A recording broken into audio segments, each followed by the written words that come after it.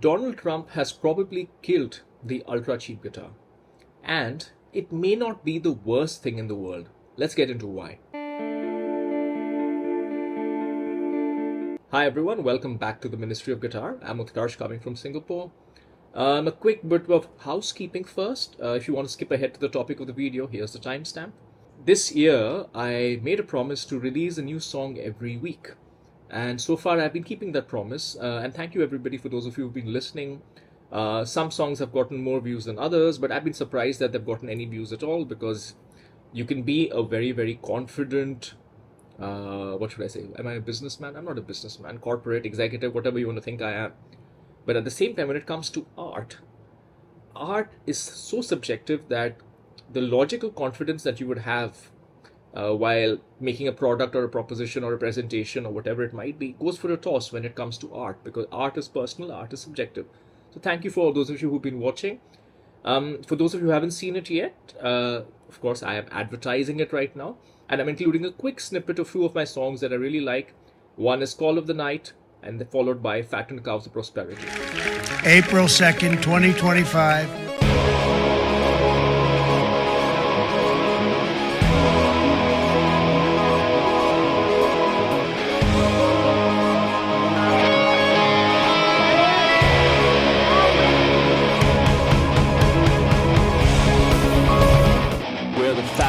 Prosperity, dodging all our lives, dining on the insincerity that our fruits and labor entwine. We're the fat cows of prosperity, whining all our lives, chasing the delusion that greatness is our birthright. Alright, so now let's get into the topic. The ultra cheap guitar, the $100 guitar, the disposable guitar, the Harley Benton that you can just buy 5 of them and it'll cost less than buying a Gibson. Those sort of guitars are dead. They are. They probably are dead, and there are 2 or 3 reasons. Of course, it's tariffs, but I've explained this in previous videos.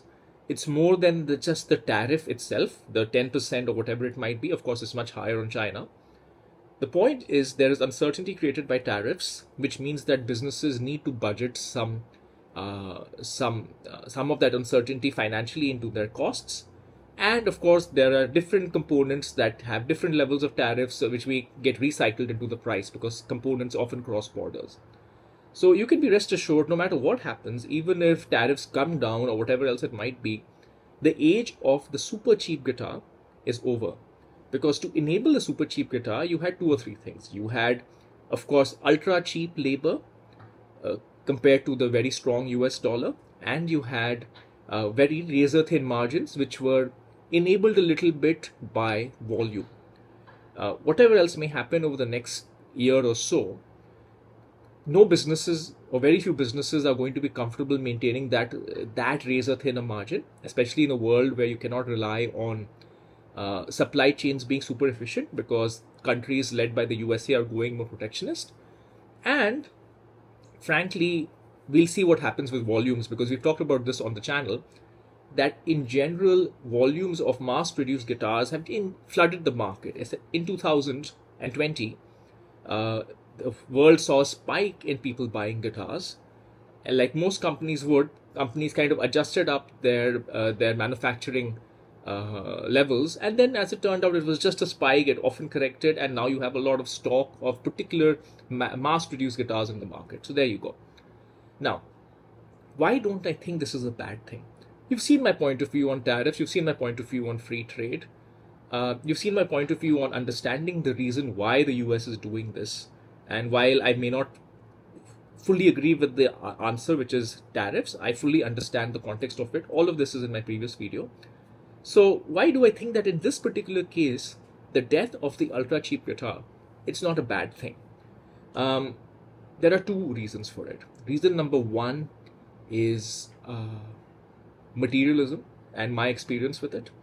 Reason number 2 is otherizing. I'm not trying to make any sort of, what should I say? I'm not trying to be ultra postmodernist or whatever, but otherizing is an important point here. I'll explain why. Okay, let's talk about materialism. I have almost 90 guitars. You can probably see 60 of them here, and some of them are even up higher. I have learned a few things about materialism. I have come from a country that was a third world country, and I am now in a first world country, a citizen of a first world country, and relatively uh, doing decent economically, even versus the average of this first world country. So, I have a thing or two to understand about materialism because of my journey. That's simply what I'm saying. And materialism is nice, things are nice, but it's ultimately empty at the end of it, right? Especially because the way the brain works is that it's a treadmill. It's a hedonistic treadmill where now nothing is ever enough.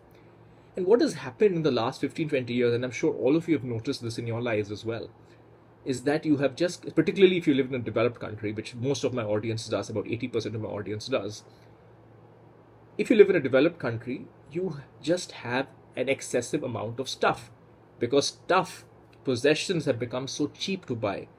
T-shirts are so cheap, electronics are so cheap relative to what they used to be, right? See, 20, 15, 20, 25 years ago, the basics were less expensive compared to your salary. House prices were less expensive relative to your salary. But you didn't have that much random stuff. You couldn't go to Temu and order something for $5 or $10 or whatever else it might be. And similarly for guitars, you had import guitars, but even if an import guitar, say, cost $500 25 years ago, that's the equivalent of more than $1,000 today, inflation adjusted. There was nothing quite like the $100 guitar, the $150 guitar, the $200 guitar. These simply existed because supply chains became super efficient. Labor in developing countries were very cheap, particularly in China, and the certain market manipulations were happening. Let's be very direct here. The Chinese currency has always been devalued by the ruling party of China, so that they can make their exports more competitive. So that was the reason why you could buy a $100 bullet strat or whatever else it might be. So what happens then when stuff becomes so cheap? What happens then is that you don't value it, right? If you buy something for $100, you don't value it. I learned this the hard way. So I used to work for Gillette, and the model with Gillette, which is a very famous model applied for across many different industries, is the razor and blade model, which is that you give people razors and they'll come back and buy the blades. And we have a certain percentage of people who would buy the razor. What percentage of them will come back to buy the blades? If 10 people buy the razor, say 7 of them will come back to buy the blades. What happens if you give a discount on the razor? That 7 turns into 4. So just the very fact that they've spent less on the razor means they value it less, hence they're more likely to throw it and get something else. And what if you give them the razor for free? Would make sense, right? The company makes money on the blades. Why don't I just give them the razor for free? Guess what? If I give the people the razor for free, not even if I give 10 people a razor for free, maybe 1, maximum 2 will come back to buy the blades because they will just not value it. So the problem that has happened a little bit in this modern world of super efficient supply chains and relative currency inequalities, where one country's currency is very high and the other country's currency, in some cases for valid reasons because the country's economy is terrible, in some cases for manipulated reasons like in the case of China over here, what happens is that the labor, the time, the cost of making something in this currency is so cheap compared to this currency that the product ends up being super cheap for the person buying it in a developed country, in a US, in a Europe or whatever. So they don't value it. They don't realize that it's still, however cheap it might be, however cheap a $100 bullet strat might be, and I keep picking on this, but bear with me, it is still a massive feat of human endeavor to get it to this place, the factory that was built, the machines that were built. You should still value it. The second guitar I ever bought, or maybe third, right? First was anyway, let's not get into my guitar history. But the third guitar I ever bought was an acoustic guitar from a starter set. Epiphone starter set. I got a cheap amplifier and I got a cheap, one of those $200 starter sets. I still have that guitar. I have all of this, of course. That guitar is probably better classified as rubbish or crap right now, but it isn't. It's still an instrument. And I refuse to throw it. In fact, when we redid our house, you could say I'm being a hoarder, but I'm not. I'm like, it's an instrument. It's not crap. Even if it cost $100, even if it's only worth $50 right now, it's still an instrument. It still deserves some respect. Maybe I'll give it to somebody who doesn't have one if that person reaches out to me in Singapore, because shipping it across, etc., is a whole different thing. But the point is, it's still an instrument, right? I cannot imagine just throwing it, just disrespecting it, and it could go for any particular piece of a possession which is of value. I can't of value in terms of it can be used for something, not in terms of monetary value. I can't imagine just throwing it and regarding it as just stuff and just moving on to the next thing. I don't like this disposability. So, which is why for me, I am not crying any tears over the death of the $100 guitar, the $150 guitar, the $200 guitar. Now, I know what you'll come back to me. They say, oh, great, you have all of your PRS private stocks and Gibsons and $10,000 guitars, whatever. It's very easy for you to say. Well, I did not always have all of these things. My first good guitar was my Epiphone Les Paul. It cost me 600 Singapore dollars at the time, which is about 450 US dollars in 2004 or 2005. At that point in time, I was a penniless student, $50,000 in debt, and I had taken paying fees, and I had taken a loan to pay my living expenses, and I had a living expenses that was allowed to me of $300 or 250 US dollars a month to live, excluding the hostel. And this guitar was the cost of 2 months worth of living. So I scrounged and did whatever needed to be done, and I still got the guitar. So the cheap $300, $400 Epiphone guitar was an expensive guitar for me, but it was important enough to me that I was like, yes, I want to play guitar. I've invested some time in learning it, and now I need to get something reasonably proper. So I invested it. And it goes back to the same thing. You could say that super cheap guitars have made guitar more accessible, but a lot of people may just be buying a guitar because it's so cheap and they don't value it. So even if they buy a cheap guitar, they may not stick to it. So I am not crying any tears. If you want to play guitar, you still have very good options. Even at, say, the 500, 600, whatever the price point may be, you will end up finding a way to play. Okay, let's get into the second reason. Othering. So this goes back to my first point. A lot of us, especially if we live in rich countries, as I do, there is a sense of entitlement that my currency, my salary should go a lot further than the rest of the world's. I can go and have a cheap holiday in Thailand or wherever, right? Because I am from my country, and it is my country is better, hence I am inherently better. So it's great that what is $10 to me and not a huge amount of money to me is a fortune for somebody in another country, that I can go and have these holidays for cheap. I don't necessarily know why that's okay. It's everybody is a human, regardless of whether they're living in a rich country or a poor country. So I may think of the Epiphone guitar as an example as a cheap guitar, but to the person whom the Epiphone guitar costs 2 months worth of a salary, which it does for the worker making it, it is not a cheap guitar. It is something to be treated with respect.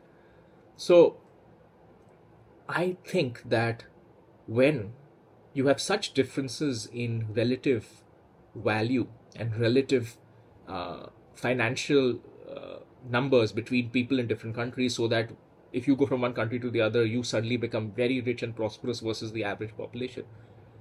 Even if you don't blatantly feel it, you probably think you get this innate sense of superiority, which has got nothing to do with you. It has just got to do with the circumstances where you were born. You don't choose where you were born. And that sort of undeserved sense of superiority is never good, because it leads to other poor lines of thinking, such as feeling entitled. Again, I'll give another example, very personal example. I live in a country which is probably more developed than anywhere else in the world. Like, I went to Monte Carlo expecting glitz and glamour, and I was like, damn, it's like Singapore is way more swanky than Monte Carlo, as an example, right? So, not trying to toot Singapore's horn, but I'm just giving an example. But at the same time, you would think, if coming where I came from, and I come to Singapore, if I was to come here, I would think that this place is utopia. How can anyone here be less than happy? Because, say, my hometown, not where I grew up, but where I am from, electricity can still go today, as an example. You can still have a situation where you're going on the highway and there isn't anywhere where you would get anything close to a decent toilet, as an example. You could still have a situation where things that are supposed to take 5 minutes end up taking an hour. You just have to live with that frustration. Now, for me, when I have that perspective, I understand that everything, all this loveliness around me is amazing.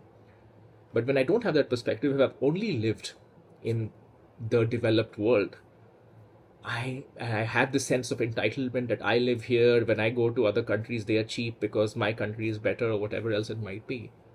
Then I find dissatisfaction where I needn't find dissatisfaction because of my sense of entitlement, because of my sense of otherizing others, that I cannot be inconvenienced. I deserve something better than 90% of the world, because 90% of the world does not live in a developed country. I deserve more. I am better. Even though I've done nothing to be better. It's just a question of financial circumstance based on which country I was born in. So that line of thinking is something I often fall prey to. I have to constantly correcting it because, and the only reason I'm able to correct it is because I have not always lived in a developed country at this financial strata, right? So for me, circling this back to the guitar topic, just by the very fact that things from other countries like guitars become more expensive will probably at some subconscious level make people realize, and by the way, this is also linked to what may happen with the US dollar, because all indications are that the US dollar, deliberately so also a little bit by the administration to make it a little bit more competitive, the US dollar is likely to weaken. So combined with less efficient supply chains, tariffs, and the US dollar weakening, things and goods from other countries are going to become a lot more expensive. So there will be that less of that otherizing where other countries are this making, and I'm going to pardon my French, making cheap shit, earning cheap amounts of, peanuts for their labor. Now it's going to be, oh my God, okay, this thing that I'm buying, this guitar that I'm buying, or this piece of electronic that I'm buying, whatever, damn, that actually costs a fair bit, and it is deserving of my respect when I buy it, that I keep it. I don't just keep buying stuff that I don't need, contributing further to my lack of purpose because I just keep buying stuff to fulfill some other gap that I'm feeling in my life. When things become more expensive, you will value what you buy. You'll value the people who made the stuff a little bit more, and it cannot be a bad thing. The 2010s to early 2020s have shown us the excesses of materialism. And if nothing else, as much as I don't agree with the killing of free trade and the end of the complete, or rather not the end, but the alteration of the rules-based world order that's happening right now, I feel that this impact on materialism may just be one of the positive aspects. So I am not crying any tears over the death of the $100 guitar. All right, folks, let me know what you think, and I'll see you next time.